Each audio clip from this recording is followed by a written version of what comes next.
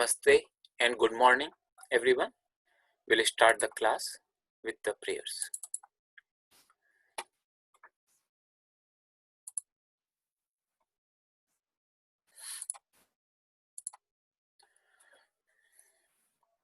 Om Gurur Brahma Gurur Vishnu Gurur Devo Maheshwaraha Guru Sakshat Parabrahma Tasmai Shri Gurave Namaha.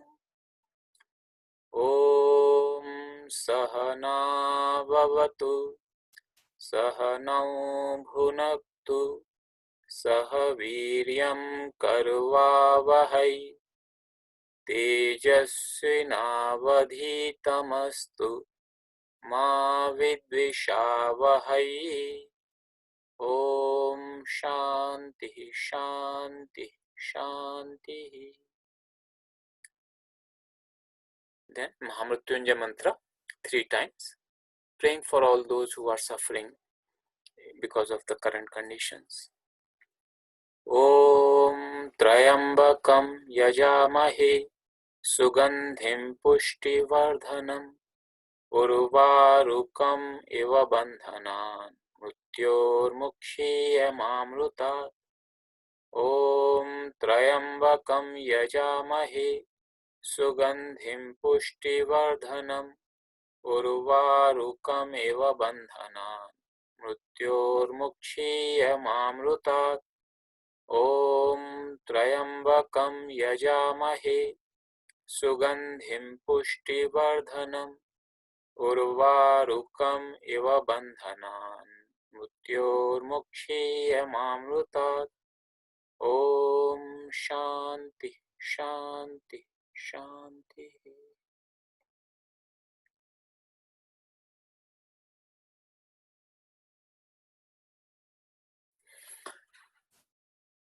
Welcome everybody. Today, instead of doing the forms of Rama, I'll introduce a prayer to you. It's a very beautiful prayer, and this is the prayer. So here we have Devanagari transliteration and the meaning. This prayer is coming from Rama Raksha Stotram. It's a hymn, and it is verse 37 of that hymn. So many of you might notice the beauty of this prayer because you are already familiar with the forms. Otherwise, I'll explain to you later. So first I'll chant this prayer and you chant it after me. So I'll chant one line at a time. There are 8 lines.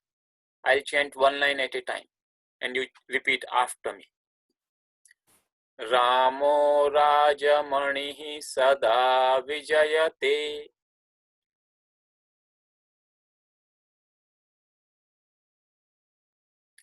Ramam Ramesham Bhaje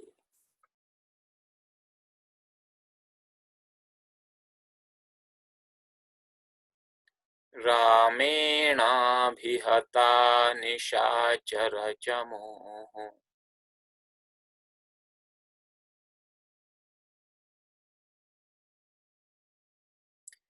Ramaya Tasmai Namaha.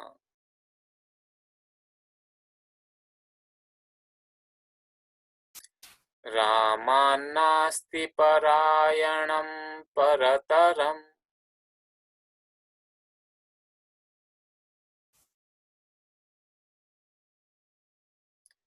Ramasya Dasosmyaham.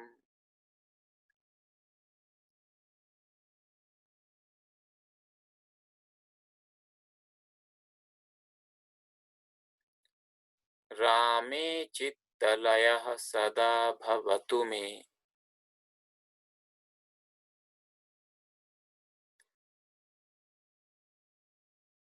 Bho Rama Mam Uddhara.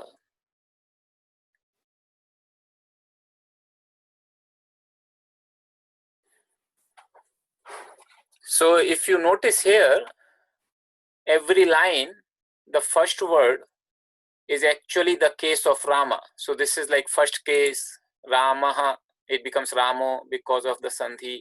Ramam, second case, Ramena.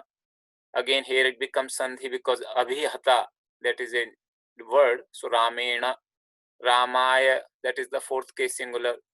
Rama Nasti. You have read this Sandhi, it's Ramat Nasti. So Ramat Nasti becomes Raman Nasti. Then Ramasya, Rame, seventh case singular, and Bho Rama. Bho is a very similar word in Sanskrit like hey. So for addressing, so here the poet has used Bho. It's equivalent to hey, like we have been studying Hey Rama. So this is the prayer where the poet has employed all the cases of word Rama as the first word of the prayer lines. It's a very beautiful prayer, very famous in India. Many people know that by heart. If you chant this prayer, you attain the merits of chanting the prayer, as well as you can also enjoy the beauty of the grammar and learn the forms of Rama.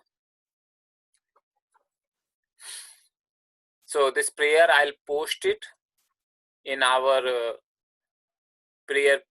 There is a prayer PDF document on the shared drive. So I'll post it along with the meanings.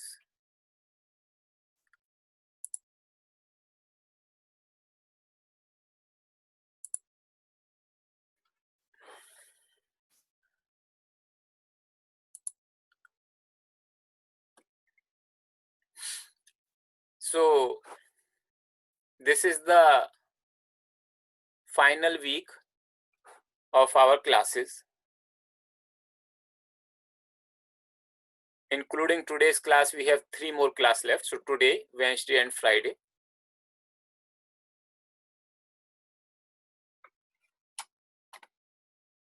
And many people have been asking about the level 2 class. I won't call it advanced because we are still going to be discussing a lot of basic stuff, even the level 2 class. So there is a plan. I should say there is a thought process to hold the level 2 class. We don't have a concrete plan yet in terms of exact date, how many classes to offer, and how many days a week. So that part has not been finalized yet. What I would like you all to do is, most likely we will have all your email address and we would send out a separate notification for registration in level 2 class. But just to get an idea, just to make sure that you all are covered in that notification when we send out, can you please send an email that who all are interested in level 2 class? There are a few prerequisites for level 2 class. So one, we'll have a gap. So it will not start like next week. It will start probably about a month gap. So right now, as I said, the date is not yet finalized, but it would be probably about a month gap. So that you will have enough opportunities to catch up in case you have been a little bit behind because of other responsibilities. You will have the opportunities to catch up, to revise, to understand the concepts a little bit more fully, and come up with any questions. You can still send your questions and we will try to answer those questions. So there would be some gap, but the requirements for the level 2 class would be, one, you must have completed all the exercises from this class, from level 1 class, and two, that Devanagari, we would be taking it primarily in Devanagari. So if there is any difficult shapes in Devanagari. For example, if you come here and you find it difficult, of course, I would be happy to put that in the equivalent Roman transliteration. So the idea is not necessarily to make you go through very difficult Devanagari shapes. Idea is that we will have like base script. So base script, like in this course, we chose to have the base script as Roman, IAST, what we call. In the level 2 course, our base script would be Devanagari, and we would use wherever there is a need to use the IAST, we would use IAST, because IAST, I'm assuming all of you would know. Devanagari would be the script, base script for the level 2 course. For one of the reasons why we have to be also particular about Devanagari, because most of the books and the material, they are available in Devanagari only. So this month also would give you an opportunity to get yourself familiar with Devanagari, those who may not be very familiar yet. I have already shared with you the sites and the book with which you can practice Devanagari. Again, if you are not very comfortable in writing Devanagari, that's okay. You can use the computer to type Devanagari. It is the reading part that you should be able to read Devanagari. And as I said, if some shapes which are difficult, this is we call consonant conjunct. So when more than one consonant come together, in Devanagari, those consonants are combined into a single shape, and that can create, that can pose challenges to some people to learn Devanagari. So if you are finding it a little difficult, then don't worry too much about it. As I said, wherever there are difficult shapes, I would be happy to write the equivalent, and slowly you can pick up. But just remember, because the books are going to be in Devanagari, the study material, you should get a fairly comfortable feeling. It doesn't have to be an expert level. Like even if you don't know how to write, it's okay. Reading is fine. You can use computer to write. If you do not know all the consonant conjunct shapes, I can put the English equivalent. So it's not like a requirement that it should hinder you, but just because of the nature of the language and the material availability, we would take Devanagari as the base language for level 2 course. Now regarding the exercises, I know that many of you are actually, so when you are sending us the emails regarding your interest in level 2 class, please do mention your name, the country of residence, and I'm thinking of keeping it 2 days instead of 3 days a week. So which 2 days would be better for you? Like it could be Monday or Thursday, Monday and Thursday, Tuesday and Friday, so that we'll have an idea that majority of the people are comfortable with what schedule. And we are planning to have about a month's gap. So please send this preference, and we would have a separate registration form coming out as an email.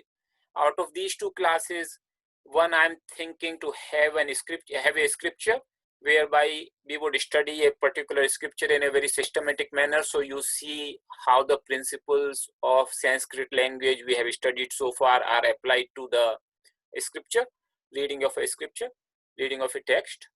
And the second class would be purely grammar class, purely Sanskrit grammar class. So both theory and application would go hand in hand. Scripture class would be open to all, even those people, so there will be no prerequisite. Even if people have not attended the level 1 class, it's okay. But level 2 class, which will be the purely grammar class, would have this prerequisite. So this some information I wanted to share with, because there were a lot of requests and questions regarding level 2 class. There has been also some questions related to this material which we are actually putting together on the site, whether it would be available after this course. Yes, it would be available. I do not know till when.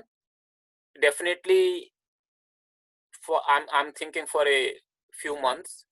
If we find a proper place somewhere we can host, we can have it as a permanent thing over there. After about, and when you are going through the material, please look at all the class notes, exercise. Some people have been pointing out some typos, and I would expect that all of you would go through, and if you find any discrepancies, point it out to us. We can correct it so that you can download the corrected and latest version. So please go through. It's difficult to correct anything in the video, class video, if there is many mistake, but in the class notes or in the exercise, it's pretty easy to make any corrections.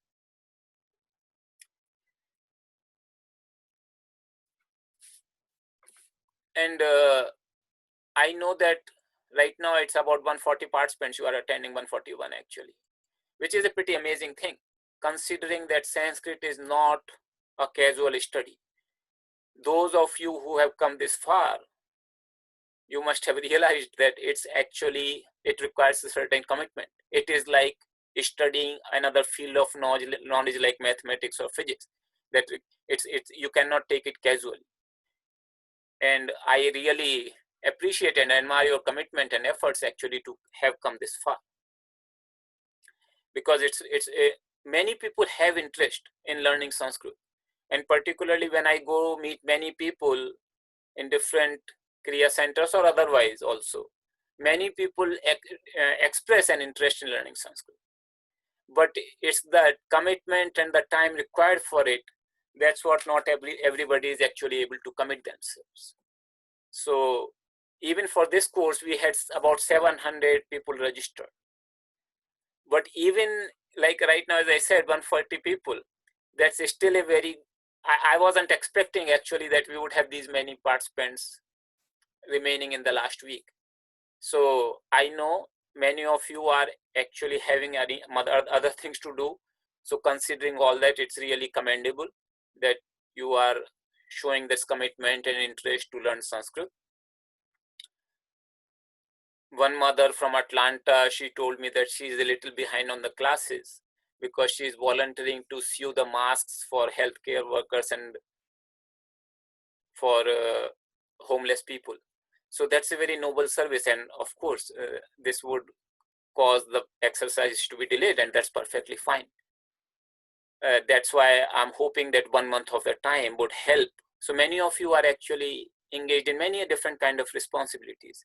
So I'm hoping that this 1 month would help you to get to the speed to catch up with everything.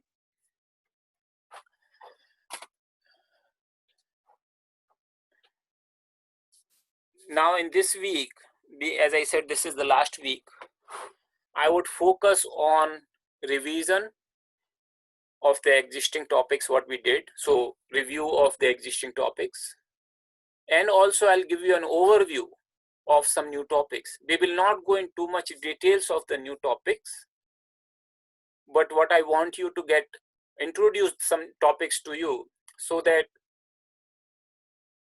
you can actually study on your own some of those topics later from the textbooks. We would discuss those topics in more detail in level 2 class, but nevertheless I wanted to, so if you feel like you do not understand everything what is happening in the class, just be aware that many of the topics I will not be going into too much detail. My idea is to give you some sort of an overview so that you will have the idea that Sanskrit has this kind of structures, and that would help you. And we will put some details in the class notes as well, and you would be able to learn later if you have interest on your own. And if you are attending, of course, level 2 class, then you would be able to learn in more details.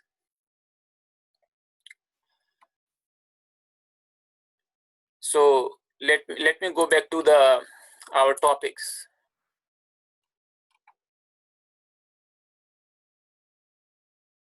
So we actually discussed that Sanskrit is a free word order language.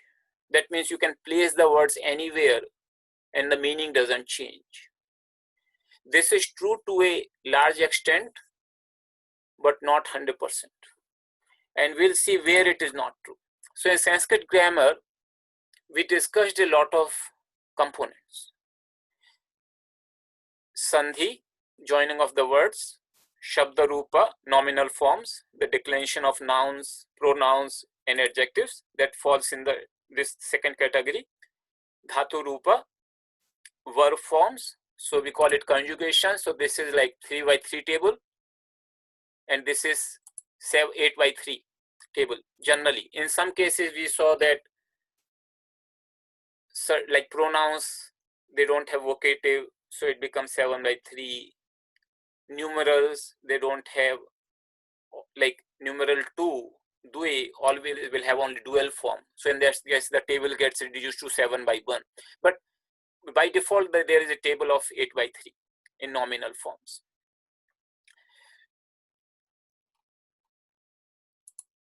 Nominal forms are three types: nouns, pronouns, adjectives, and then these are the verbs and indeclinable. So these are the only type of words in Sanskrit.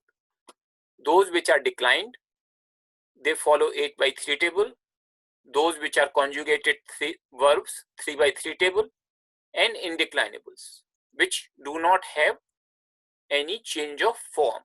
Whatever form is there, that would remain the same no matter whether you are using it for plural, singular, whichever case it is, whichever number it is, whichever person it is, that form does not change. It is in relation to indeclinable mainly that we have to be aware of the word form, that word order in Sanskrit. So nominal forms and verbal forms, they are more flexible to keep anywhere in the sentence. Where the indeclinables come, they should be placed more or less in proper place. So that's about just a general idea. Different indeclinable, like we discussed, cha for and, va for or. We discussed last time, if you remember.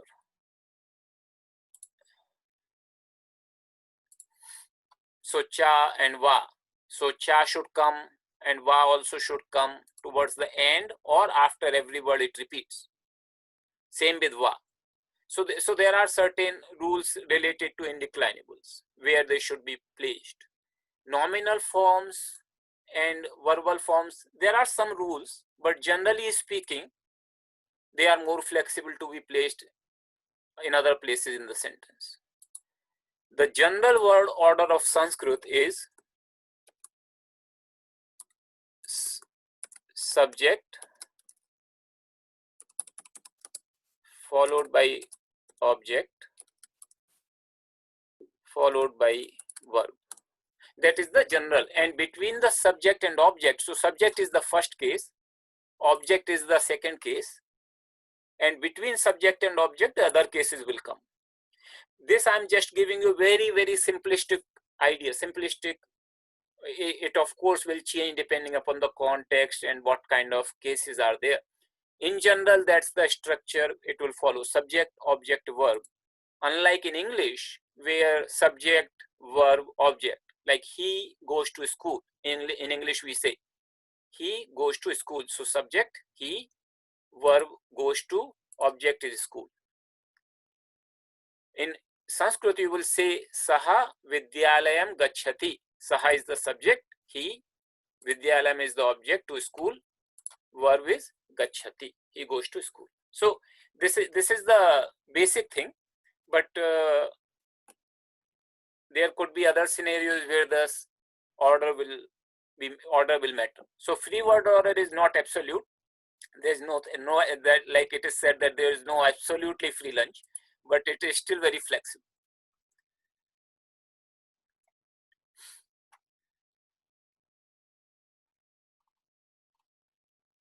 So in this course, what we covered Sandhi, Shabdarupa and Dhaturupa in some detail. We did not cover these topics. Sandhi is the joining of two words. So if you look at two words, in what sense two words can come together?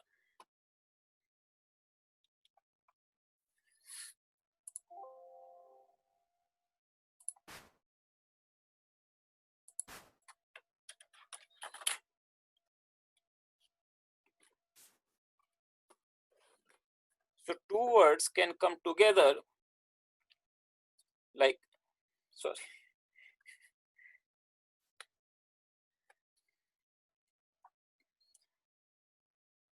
vowel plus vowel,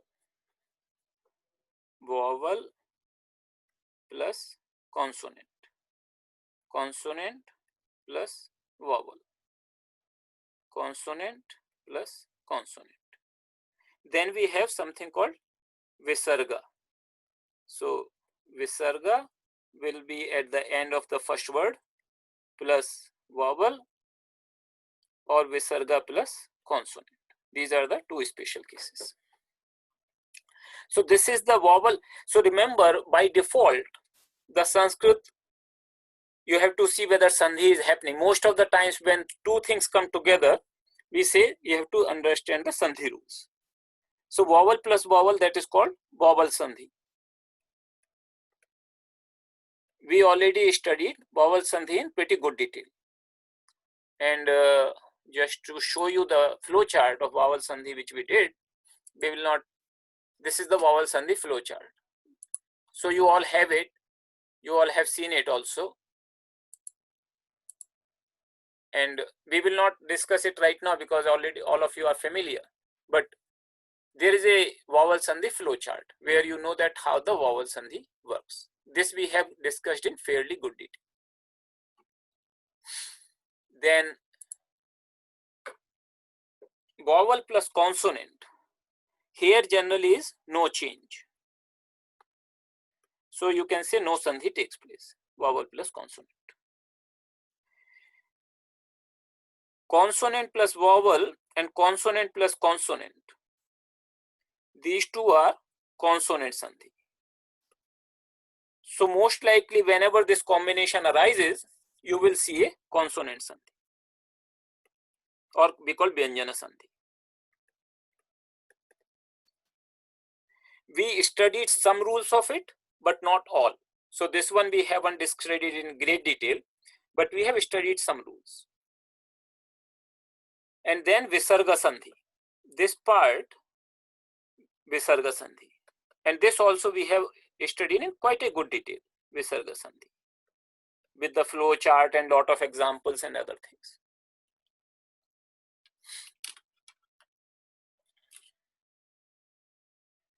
Now if you look at just this sandhi part, and we have had a lot of exercises and we saw how does it look in Bhagavad Gita, that we can see the words coming together or getting split. So we did a lot of exercises separately, and we also did a lot of exercises from Bhagavad Gita. If you look at in general, just in terms of rules of sandhi, we may have only studied 20% of the rules, maybe. If you look at the total number of rules Panini gives for sandhi, we might have studied actually less than 20%. If you just look at the total number of rules which are available in sandhi. But, and this is the beauty of the Sanskrit structure and our beginner's course, we have covered more than 90% of the words actually. So if you look at Gita and you see, say for example, 2000 sandhis taking place in Gita. Out of that, my confidence level is that whatever we have studied, you would be comfortable with 90% plus of the words in understanding how the sandhis work. So all those other like 80% of the rules, they are really handling a lot of cases which are not so common. They are important when they arise. We have to know, and some of those rules we will be studying in level 2 classes. So this was sandhi. So you should feel quite good in sandhi that more than 90% of the words, wherever the sandhi is occurring, you would be quite comfortable with so far whatever sandhi rules we have studied.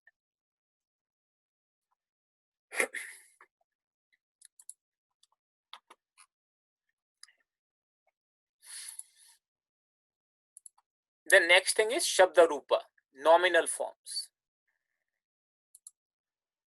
Nominal forms, as you know, it has the 8x3 table. We have been chanting Rama forms, that's a nominal form. So nominal, they depend upon gender plus ending.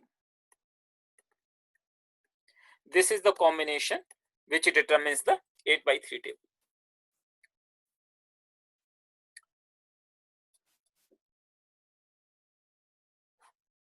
Nominals consists of, as you know, the nouns, pronouns, and adjectives. Sanskrit has some different rules for pronouns, but as far as noun and adjectives are concerned, there is really not so much difference in terms of how are they applied. The tables look very similar, the declensions look very similar. It is the meaning of a particular word in a context which will actually tell you that it's a noun or an adjective. And adjective and noun, they always have to match each other in terms of gender, case, and number.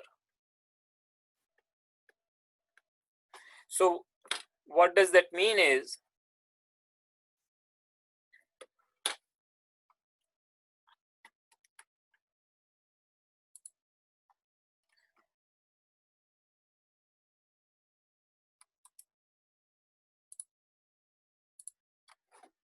say for example, if I say, I'll just use this, our Ramaha Gacchati.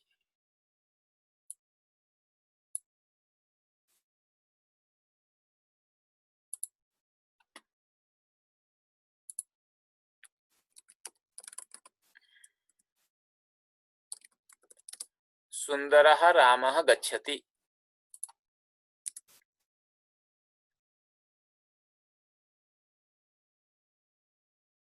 But if I have to use the Rama is in the nominative singular, so Sundara, which means beautiful, also would happen in the nominative singular. If I say Ramam, like Aham Ramam Pashyami, and if I have to say I see beautiful Rama, then I would say Aham Sundaram Ramam Pashyami, like this. So the adjective will match the noun. Again, as I said, I'm just giving you some sort of an overview right now. So we are reviewing the existing concepts.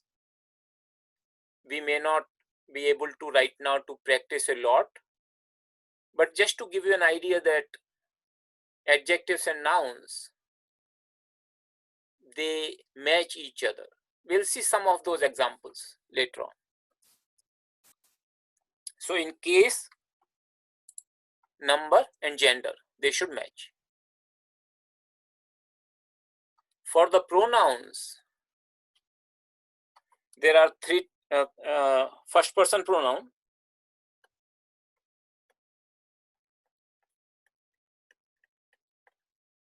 which is aham,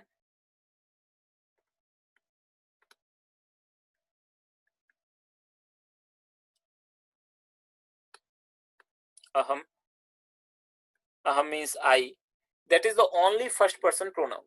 There is no other first person pronoun in Sanskrit. And we saw that pronouns also have the table.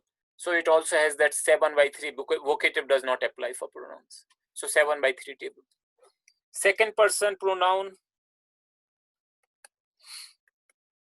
is only also one word only, Tom.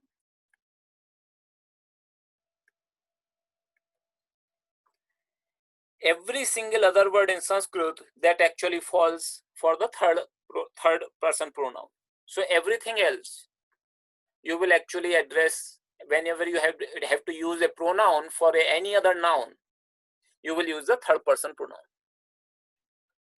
And third person pronouns are gender specific. These two pronouns are not gender specific. Aham and tvam, they are not gender specific. But the third person pronoun, which are saha, tau, te, we saw some of those in Egenes' book and also in the class notes last time. So saha, sa, tat, or tad rather, tat. So saha, masculine, feminine, neuter. So these are third person pronoun. I also gave you the reference of the tables for these pronouns, and those reference tables would be useful for you to see which form is being used where.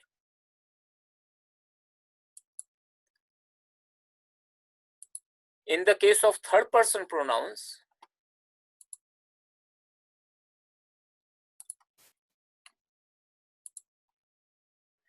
this is the full table. So this is masculine,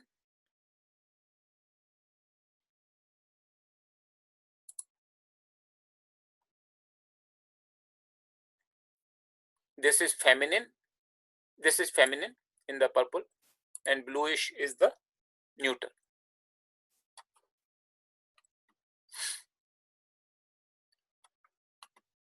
Masculine and neuter, they only differ in the first two cases.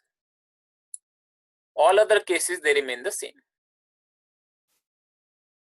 That's how generally the masculine and neuter nouns are. Even when we saw for Rama, we saw that they only differ in the first and second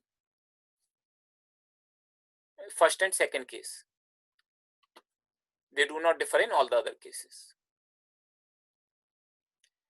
Feminine pronoun, it will have a different forms.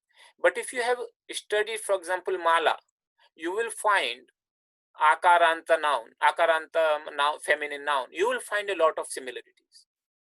So Mala Bhihi, Mala Bhyaha, Mala Bhya, Mala, it says Mala Nam, here it says Tasam. So some differences are there, but you will find quite a bit of similarity.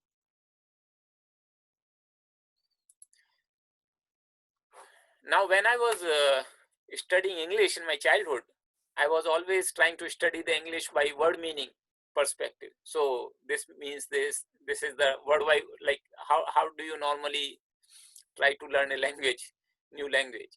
There was no environment by naturally speaking English. So it was like a translation kind of, you learn this word, you understand the corresponding translation word. So when I came across this concept of who, or interrogative pronouns in English, that was extremely confusing for me. So the reason was that if you say like who, in English, it is used both as an interrogative and a relative pronoun. We say one who.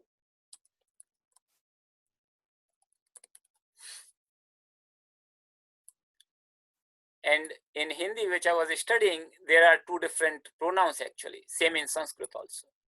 So the confusion arises because if I ask, for example, a question, so question like, what is the most populous country in the world? And the answer would be China is the most populous country in the world. That makes perfect sense.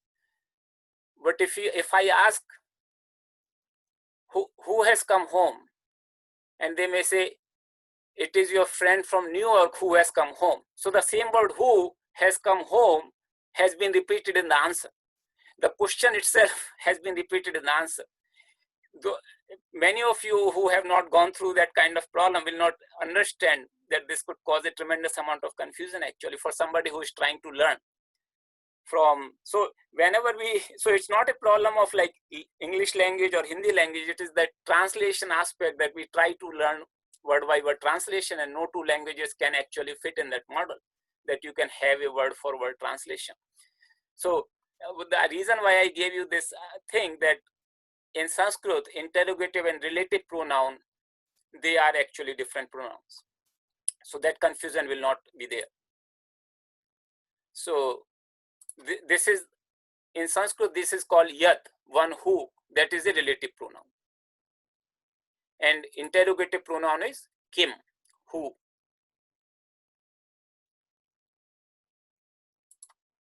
So this is the regular tat, we already saw, saha, tau, te, tam, tau, tan. And the beauty of these pronouns is, you can probably notice in the table, all you have to do, you can literally do find and replace in the computer. If you just replace sakara by yakara, you will have the whole table. So saha taute, yaha yau ye, tam tautan, yam yau yan, tena tabhyam tahi, yena yabhyam yahi. It's absolutely so same actually. There is no difference actually. You just replace sakara by yakara and you will have this table. Similarly, if you replace sakara by kakara, you will have the interrogative pronoun table. So that makes it very easy actually. Even though it seems like there are so many tables, but the fact that only one syllable is different and you can generate the whole table, once you learn one, you automatically know these two tables also, because only the first letter is different. Kakara, instead of takara here, it becomes kakara. That's all. Instead of here, it becomes yakara.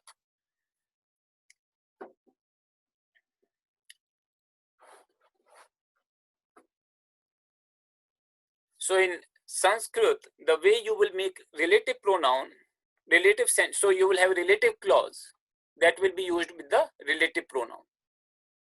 So if you say something like,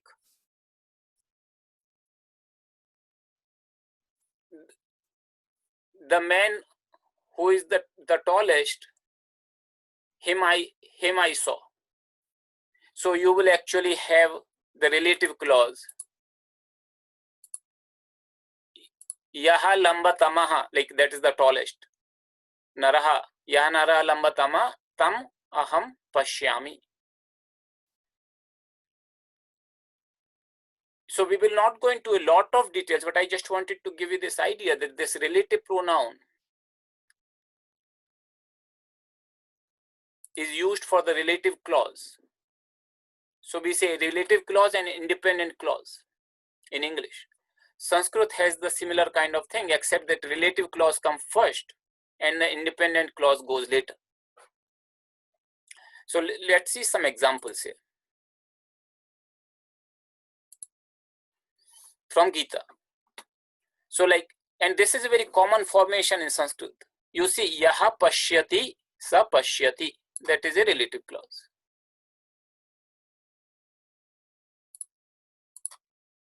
I can use a different color. Yaha pashyati sa pashyati. That means one who sees, he sees. That's all. So yaha means one who, saha means he. So one who sees, he sees. So here you see the translation, it says, he alone who sees truly. So like that it will be used. Then another example of this kind is, I don't know how many of you are familiar with this particular sentence. It is one of the sentence appears in Kriya Yoga logo. Mahajano yena gataha sa panthaha.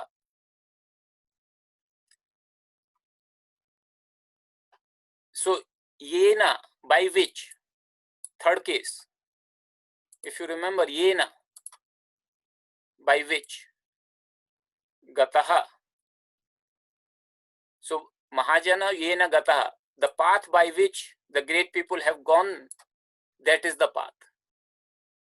Sa panthaha, pantha is path. Actually the word path in Sanskrit has come, path in English has come from Sanskrit only, patha. That is the path. So here if you look at the relative clause pronoun and the independent clause pronoun, they don't have to have the same case, but they have to have the same number. Like if I'm saying yena, that is the singular number, I have to use saha, which is also a singular number. It is the singular number here, saha. Singular number. Case could be different. Here it's the first case, prathama. Here it is the third case, instrument. And also the gender has to match, because it's masculine. This is masculine. Here I'm using this masculine. So remember, the same table would be there for the feminine and neuter, and they will also follow the same rule, that if you know the table for tad, for feminine, you can just replace the first letter and you will get the tables for feminine yat and feminine kim. So that's actually one example you see. Yena gataha sapantha. Sometimes the pronoun, relative pronoun, will not be explicitly mentioned. So like this prayer which we chant every morning at the start of our class. Tasmai Shri Gurave Namaha. If you look at in our table here, Tasmai, that is the fourth case. Tasmai means to that Guru, Shri Gurave, to that Guru, salutations unto that Guru. So which Guru? So here it should be ideally, if it were writing if it would have been written without omitting any letters, it should have been Yaha Guruhu Brahma. So Yaha Guruhu Vishnuhu, Yaha Guruhu Devaha Maheshwaraha, Yaha Guruhu Sakshat Parabrahma, Tasmai Shri Gurave Namah. Like that it should have been. But that relative pronoun clause here is assumed that it is there.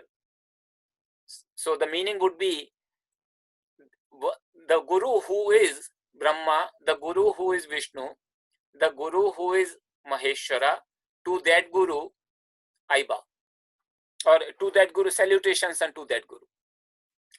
So this formation is very common when you will see the combination of Yaha and Saha. So as you can see, the tables are very similar. If you make yourself familiar with just this table, and then you automatically can correlate which case, if it is from a relative pronoun or from an interrogative pronoun, which case, which number it is, because the tables are identical in all the respects except the first letter. So just wanted, as I said, we will go in more detail in the other course, level 2 course, but I just wanted to give you an idea that that's how the relative pronouns work. And once you understand this structure, which is in terms of the words, there are so many, like you automatically get familiar with the whole 3 charts. If you just know one chart, you know these 3 charts actually, once you understand that only the first letter is different. And that opens up a huge vista for you to understand so many Sanskrit verses. So the power of structure is that once you understand the structure and you practice a little bit and you understand the other structures, how they are different or the same, similar, you can actually get multiple words knowledge with very little effort. Your knowledge will grow by multiples actually with just some understanding. So as you can see, somebody who knows this, they don't have to memorize this part at all. They can just understand that only the first letter is different, and if it is yakara, it means one who, it is kakara, it means who. And the case meaning remains the same, number meanings remain the same. It just that yakara becoming makes it one who and kakara makes it interrogative pronoun.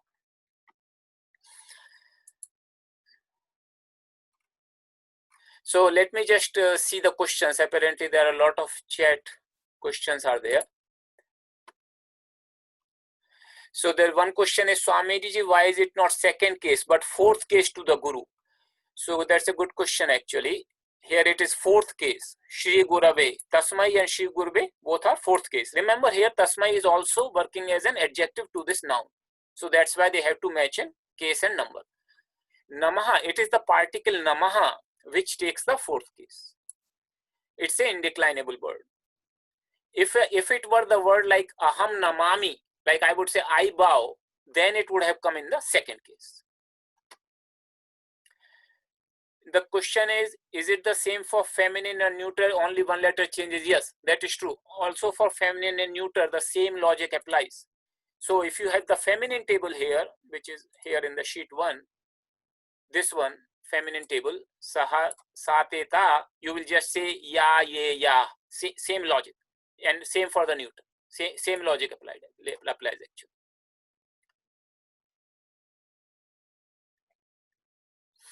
Exactly where is the pronouns table in the class notes? We would include them. We included some in the last class notes. I hope you are reading those class notes. It seems like you are not, otherwise you wouldn't ask the question. The ones which we are covering today, that we would include, as well as we will. I'll also put out a separate file, but we will include in the class notes. The question is the purple chart feminine? Yes, here it's there. Feminine, I have written here. Purple chart feminine.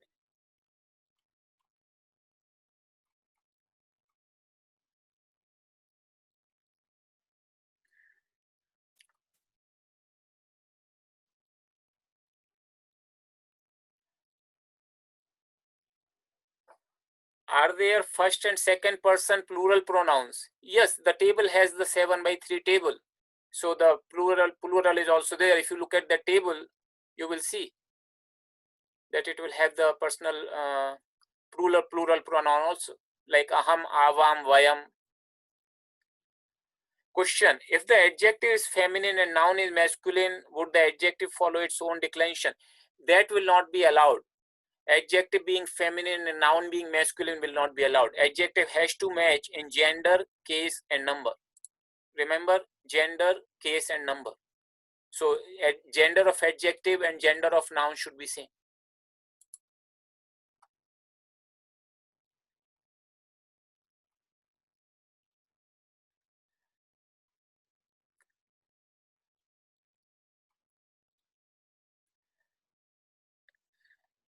Question: Swamiji, please let us know the textbook for next class early. Some of us like physical books in hand rather than PDF books. It takes additional time to get book shipped.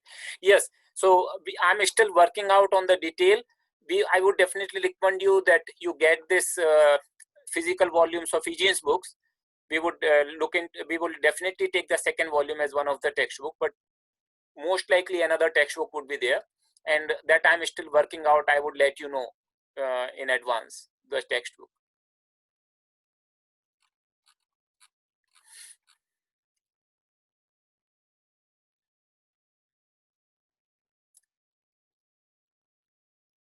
There is a question: so can all adjectives be both masculine and feminine depending on the noun they describe? Yes. So adjectives actually would be in feminine and masculine or neuter depending upon the noun they describe. That is correct.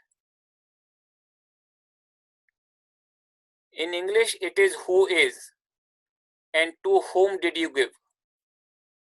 I'm not able to understand this question. Is it what you're asking, the translation in Sanskrit? Would it be, David Baba, if you can just clarify a little bit more?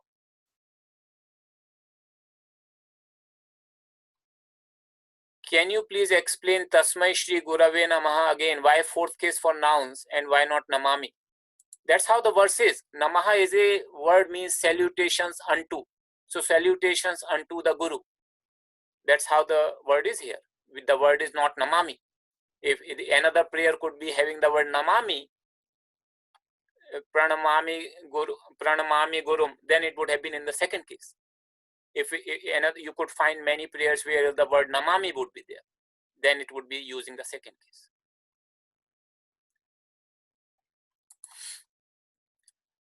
Question: Swamiji, about Sandhi, in Eugene's book there is an IAST sometimes written with gap, i.e. following.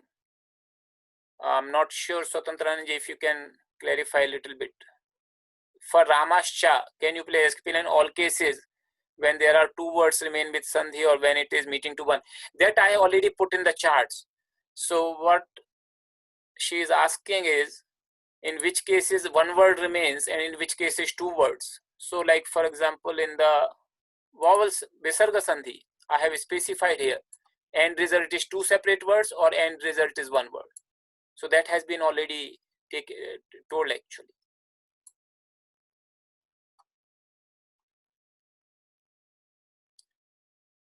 Okay, so with this, today, as we did not go into too much details of these topics, I will not give the class exercise based upon this, but I will actually give you a little bit of a class exercise based on the same verses, and we'll discuss those. We'll discuss these things later, but let me just show you the exercise actually.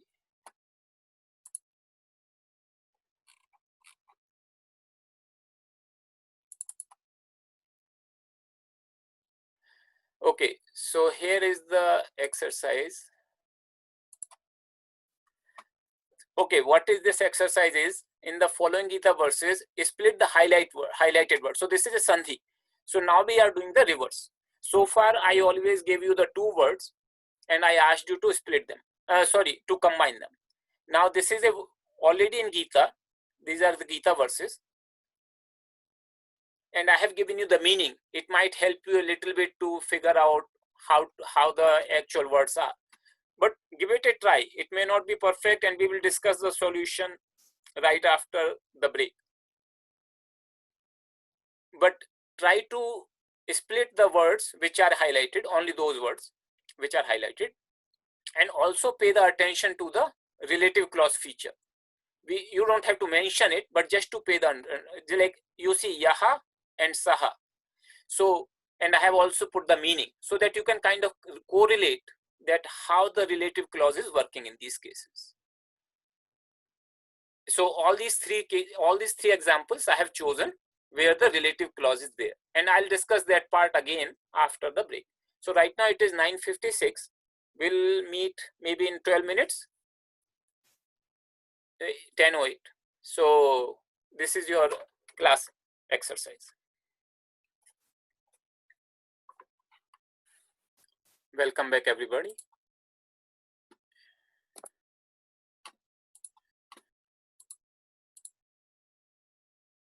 So we'll see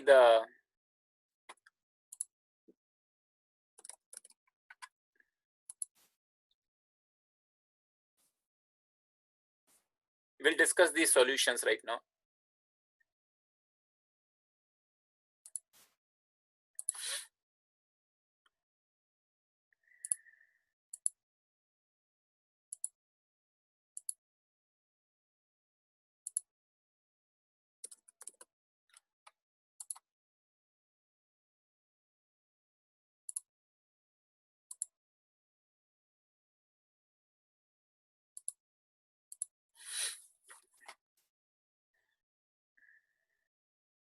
So these are the verses here.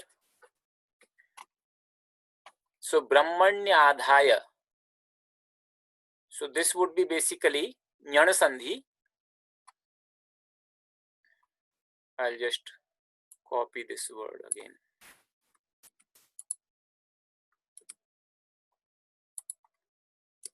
So Brahmani Adhaya. Brahmani Adhaya. So Ikara becomes Yakara when it is following a dissimilar vowel. That is the Jnana Sandhi. So if you remember, here we have the Swara Sandhi rule, or even the chart if you can look at it.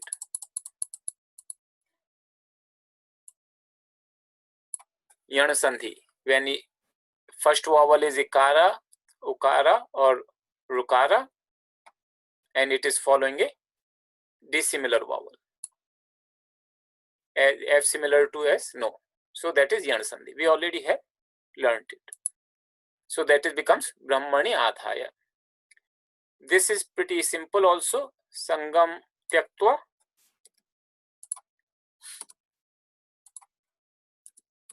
And this be just simply Makara.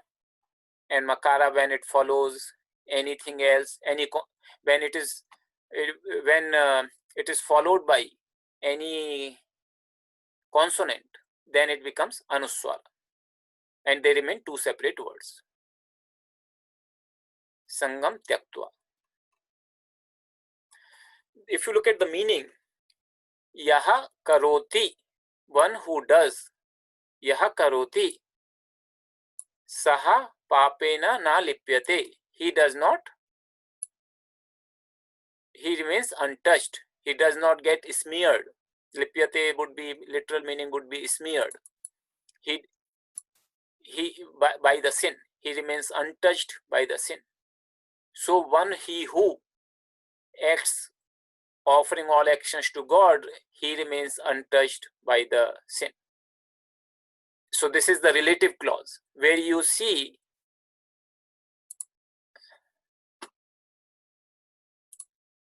relative clause, this comes yaha and saha, yaha and saha. So the relative and independent clause. So yaha karoti saha na lipyate.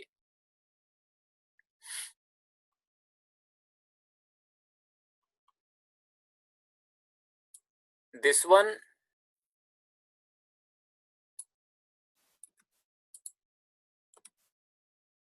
one is also pretty straightforward.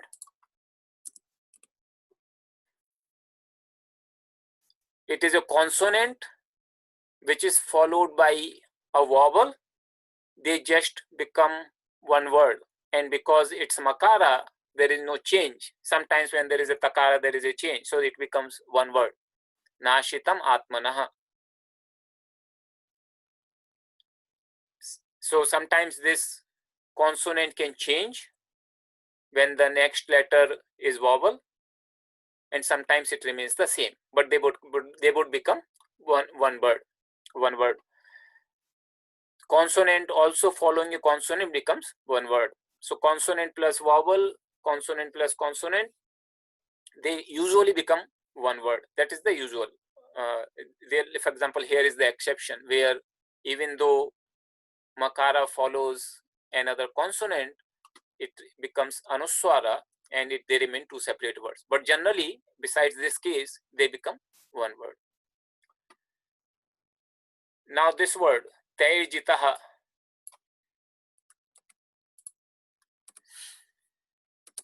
So here, if you look at the clue, is actually this refa, and we have studied in the Visarga Sandhi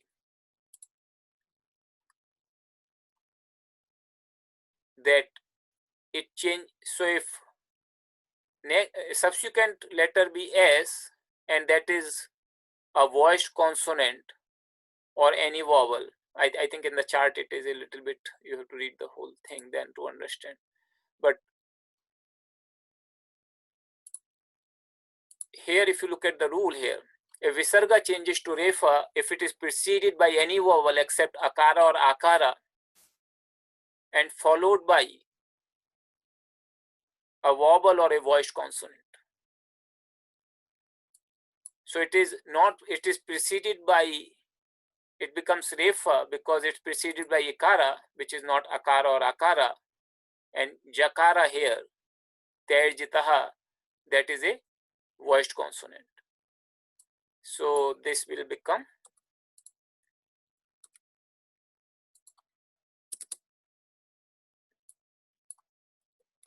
Taihi Jitaha. Tahi Jitaha. So Tahi, as you can see, it is the third case plural of masculine Tad. And Jitaha is another word. So Tahi Jitaha. Tahi, it becomes Tair Jitaha. So it is a Visarga Sandhi case. Sargo Yesham. It is a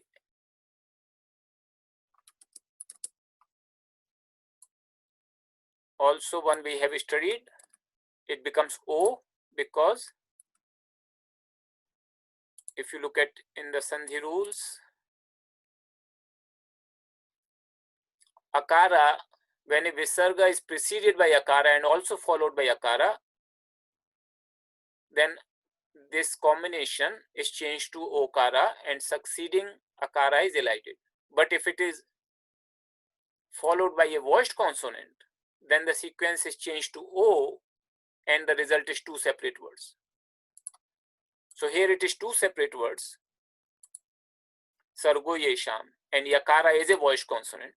So this clearly is a indication for us that it is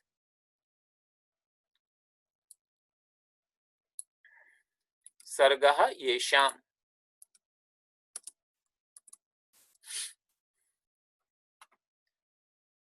Sthitam manaha. This is the same as the previous one.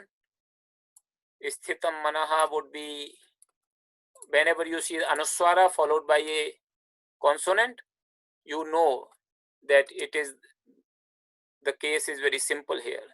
Anuswara becomes makara.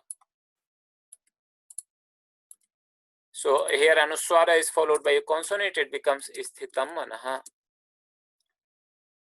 Then this one, tasmat brahmani.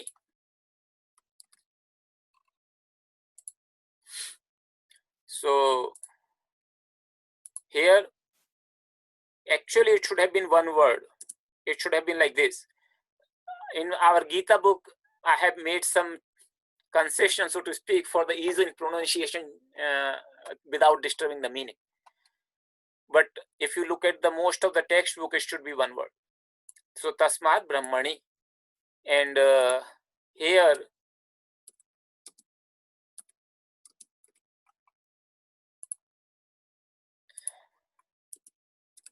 it should be tasmat brahmani. So takara becomes dakara because it is followed by a consonant from the third or fourth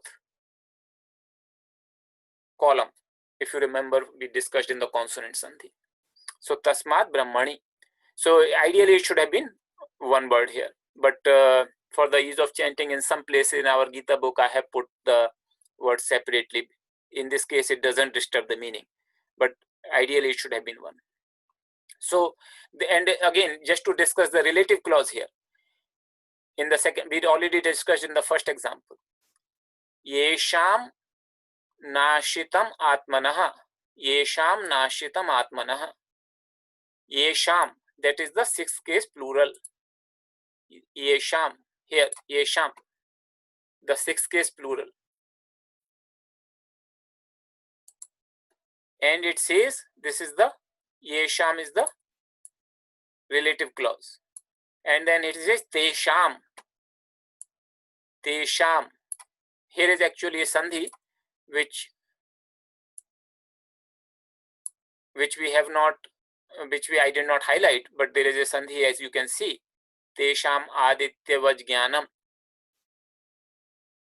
Esham tesham. So of those whose said ignorance has been destroyed by the true knowledge of God, that wisdom shining like the sun reveals the Supreme. So interestingly, here actually two relative clauses are taking place.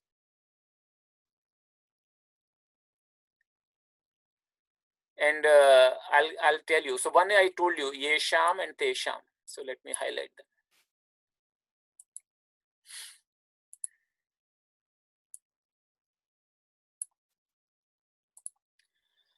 And then another relative clause which is taking place here is tad.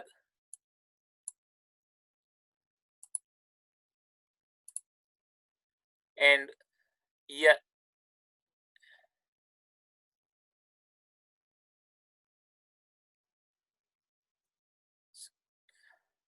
so tad ajnanam. So this relative clause is actually coming from previous verse actually. So it is defining. So this is a kind of continuation. So here it's saying tad, that ajnanam, that ignorance. Who, the translation says of those who said ignorance. That means it was already discussed in the previous verse. So this continuation is coming actually. So you see this idea tad ajnanam, that ignorance. That ignorance indicates that there has to be some previous discussion for that topic.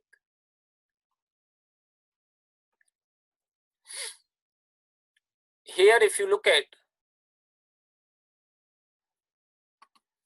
yesham, again the relative clause, and tehi, this is the independent clause. So the case don't have to be the same, but the gender and the number have to be the same. So yesham is the plural. Yesham is the plural, and tehi is also plural. Tehi yesham. This tehi yesham. And they are having the same gender, masculine.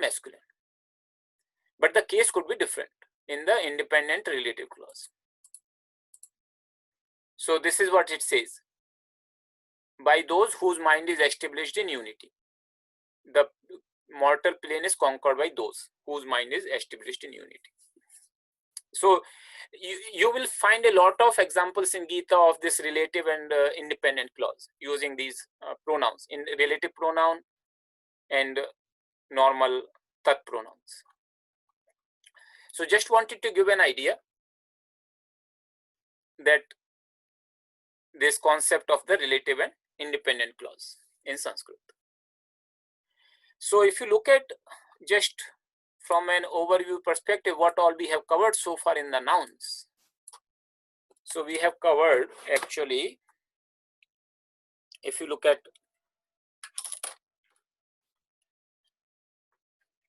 so ending and so ending is like akara, akaranta. We used the word Rama, that is masculine.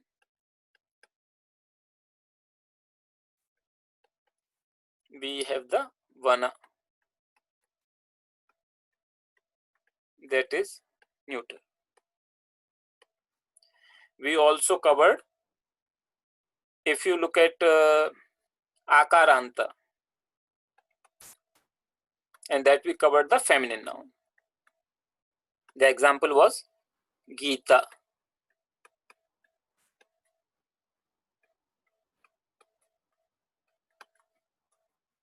Then we used the Ikaranta noun. And here we covered both masculine and feminine. Masculine example was Hari.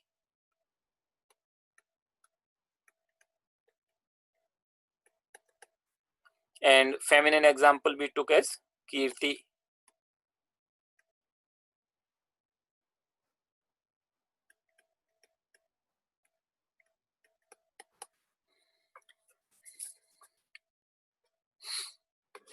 Then we also saw the Ikaranta. And here we took the feminine noun Nari.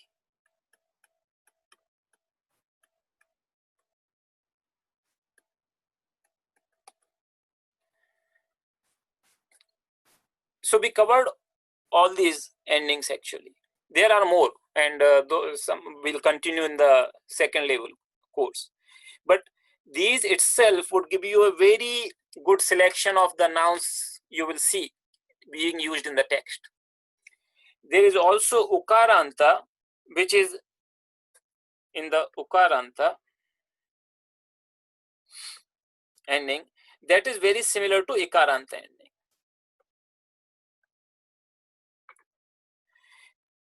And you would, we will not have time to go through it, but it only differs like Ikara becomes Ukara, Yakara becomes Vakara.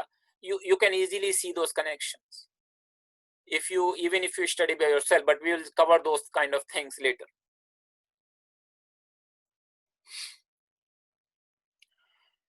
We also did a number of pronouns. So we did we already discussed the pronouns we did here.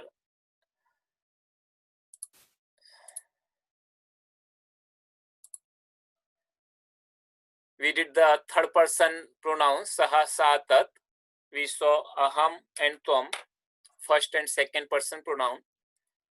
We also saw the relative pronoun and interrogative pronouns. So we covered a good ground in the pronouns also. If you remember, if you see, we have not covered a lot of neuter nouns. And one of the reasons is that they are very similar to the corresponding masculine noun, except the first and second case being different. So Hari If you say, for example, vari, that is a neuter noun. Vari. Vari means water. You will find that they are very similar to hari, except the first and second case. So generally, the neuter noun, you will find they are very similar to masculine nouns, except the first two cases. And those first two cases are identical. So neuter nouns, always the first and second cases are identical to each other. So essentially, it's one row which will be different from the corresponding masculine nouns. So if you look at, like, this was being a beginner's course, we covered a very good ground and you should feel happy about it. I understand that sometimes it becomes too much, and considering that you have other things also to take care of and may not be up to date on all the exercises, but just that you understand basic concepts and see that how those concepts are being used in Gita verses, that itself is a great achievement. And you can continue with this knowledge. Remember, all these classes, they are recorded, they are on the web, you can watch them, portions of it, the class notes are there, the exercises are there. So there is an ample of opportunity for you to revise those concepts wherever you may not be very clear. But I really admire you that actually you have been able to go through this, and considering that we are not meeting in person, it becomes much easier to understand the things. It's being an online class, it actually makes much more requirement of commitment on your part, and also a lot of work on my part also, being an online class. But I'm happy actually that you have all stuck through it and being able to continue. So next class, that is on Wednesday, I will give the overview of verbs and discuss a little bit of a new concept. I just looking at the questions here. Why were the cases indifferent in the third shloka of class work, Yesham versus Tai? So that is the question. Question is that in this case, relative clause, when we are talking, why here they are different? Yesham and Tai. Yesham is the sixth case plural and Tai is the third case plural. Cases are different, and that is allowed. So in relative clause and independent clause, cases can be different. Gender and number has to be the same. So this is the example where cases can be different. So that is allowed in the relative and independent clause. So with this, the homework for today's class will be only, you will do the 13th chapter from Egenes' book, from the textbook. I'll post that exercise because some of the exercises are in Devanagari, so we'll convert them into IAST and post that. We haven't yet posted, but we'll post that soon, maybe in the next 1 or 2 hours, and then you can access that exercise using in the IAST script. That would be the only exercise, 13th lesson from Egenes' book. So Wednesday class, we will have a good discussion on the verbs. We will review everything what we have done, plus I'll explain a little bit concepts what we have not covered, which are very important in understanding verbs in Sanskrit. Okay, with this, we'll close our session with the prayers.